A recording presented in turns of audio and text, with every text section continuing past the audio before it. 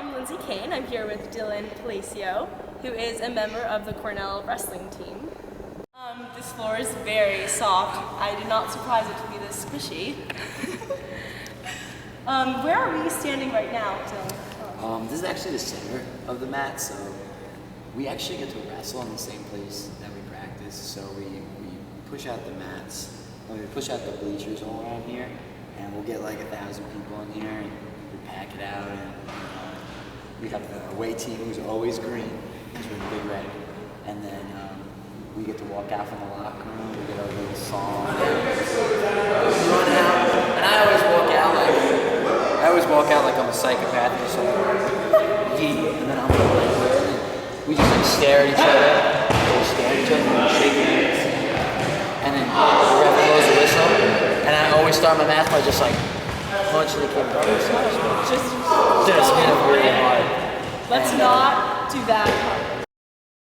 Why did you want to become a part of the wrestling team at Cornell? Did you wrestle in high school? You know, it's really funny. The story of my life is a story of, you know, a kid who chased two loves. You know, soccer and wrestling were everything to me, and I never thought I was going to do it in college. I took my recruiting trip as a senior around this time when I was a senior. So when I came and visited, I had a day to decide. That's how late I decided. I wasn't going to wrestle. I wasn't going to play soccer. I didn't know what I wanted to do. All I know was that I wanted to be happy doing it. And, you know, long story short, I'm sitting in my room. Coach Cole, head coach, calls my phone. Conversation was not that long. You know, gets me a flight to Ithaca in the morning. And I was like, oh, it's my time. It's on. And I was like, you know, feelings like that you don't forget. You know, just a week before, he had walked by me in the hallway when I won the Nationals as a senior, and he didn't know who I was. He didn't, you know, he was like, oh. And just like 3 years later, I'm his wrestler. I'm his guy. He probably wouldn't remember that story, but things like that, it sticks with me always. Like, now you are part of the wrestling team, and what do you think it's like being a part of the team? Is it a lot of work? How often are the practices? Are you still able to balance that with your schoolwork, or is it hard? I think that what had happened to me was, because I'm not gonna lie and sugarcoat things, like I'm a very honest person, especially about how I feel. And in high school, I had like a 79 average, like an 80 average. Like I really wasn't an intelligent. I was intelligent, and I know that about myself. I know myself.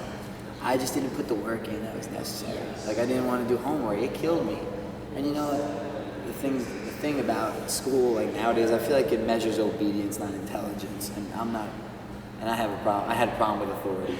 So I was really fortunate that I could go to a community college and make it here to school. And now I have a higher GPA, way higher here than I did at high school. Like I have a 3.4 here.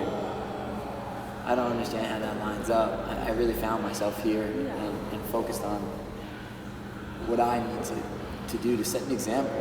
You know, like I'm not some young kid off the streets anymore. Like I'm trying to pave the road for kids behind me, kids who aspire to be like me or aspire to be better than me. It's funny because like to everyone else, it's like, wow, how do you do that? How do you do that? How are you not failing in school? How are you not doing this? Like, why? It's like as if it's this burden.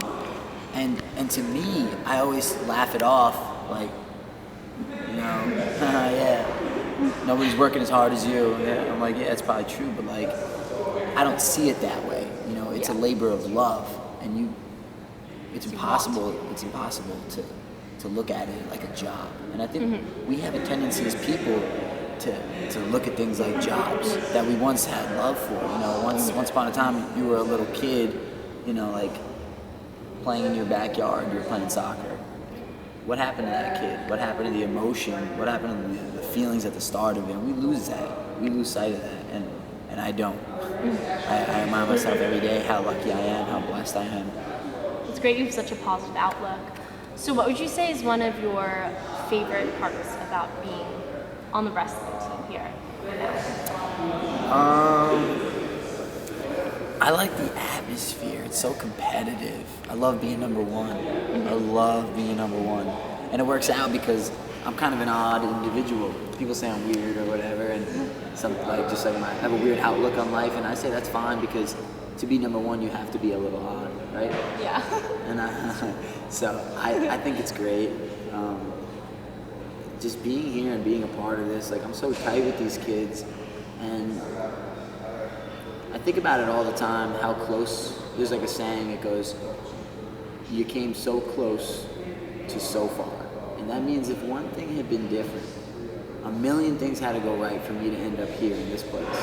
Thank you so much for telling us what it's like to be a wrestler. I'm Lindsay Kane, and I'm here with the Cornell Daily Sun.